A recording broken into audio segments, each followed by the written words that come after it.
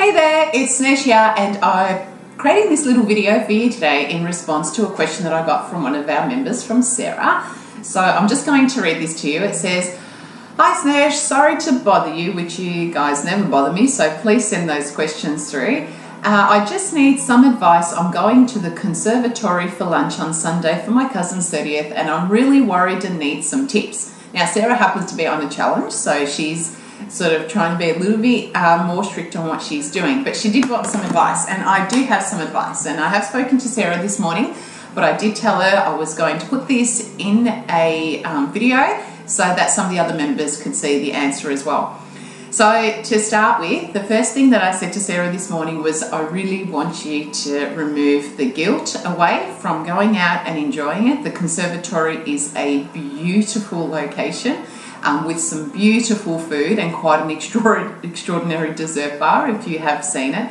So the first thing was just to enjoy it, okay? So then in terms of the other side of it is making sure not to overeat and what to eat and what not to eat. And this was the advice that I gave, is that make sure that you start the day with breakfast. There's nothing worse than holding off on all your calories to consume them all in one big large meal. So have breakfast as per normal, have morning snack as per normal, make sure you're getting lots of water in, feel hydrated, all of that sort of stuff. When you get there to the conservatory, what I would choose firstly is go more for your proteins. Make sure you're getting your protein and your veggie, and try a little bit of everything. Okay, so don't avoid certain things. If you are planning on having dessert, I'd keep away from the breads and the rices and pastas and that sort of thing, or have quite a small amount of those. But I'd conserve the calories that you'd normally have in your carbohydrate, and I'd use them up for the dessert component of the meal. The second thing that I said was just to remember that I would use that meal for lunch as the main meal of the day. So if she's having lunch at 1 o'clock, between 1 and 2 and 3, or however long, those couple of hours, that would be the main meal. And then I would pretty much eat very little for the rest of the day. So if you've had a bigger meal because you're going out to a restaurant or something like that, the first thing is to make sure that you're not completely overfull, so you don't get that sick feeling like, oh, that was way too much. So make sure you do definitely eat within how much your body needs. You're definitely going to feel a little bit fuller than probably an average lunch, but don't overeat on it completely and make yourself feel sick.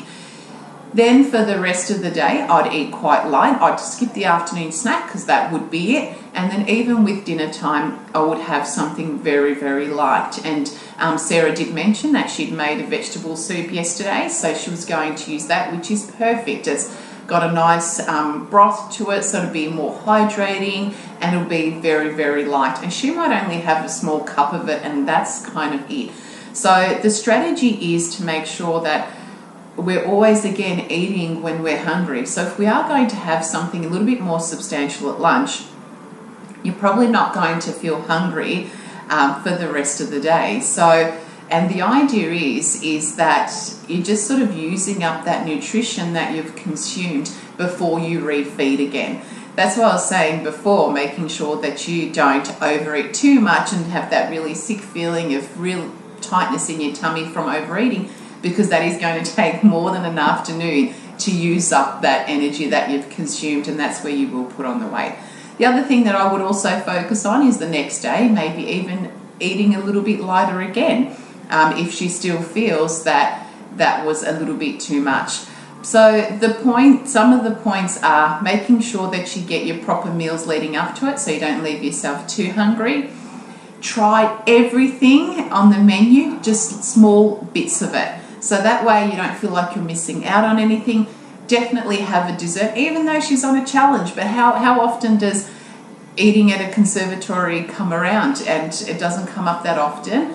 So go to the dessert bar. I'd use your carbohydrate calories for the dessert, making sure you pick a couple of items, or try a little bit of everybody else's, however you want to do it. But just get to the point where at the end of the meal you may feel probably a little bit more full than you normally would, but you're not going to overeat, and then just adjust your intake for the rest of the day.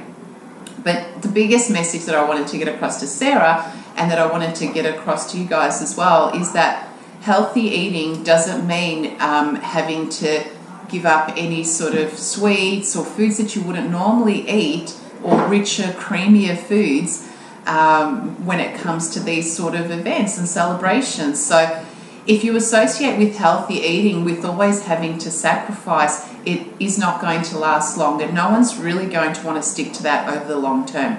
So we need to be able to manage ourselves in these situations, still be able to go out, still enjoy these celebration times and catch-ups with friends at these beautiful restaurants, and let it be guilt-free. And the biggest point is that you can enjoy everything. It really has a lot to do with quantities. It doesn't come around every often, and the impact on your weight and your health is what you do on a regular day-to-day basis rather than these one-off events. So enjoy your weekends, enjoy where you are, take the time out to sometimes get off track, but have that rule where it's you can eat anything you want, but you don't overeat on anything.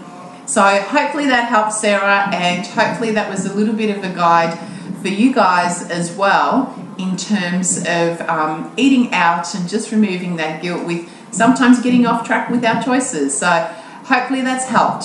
Bye for now.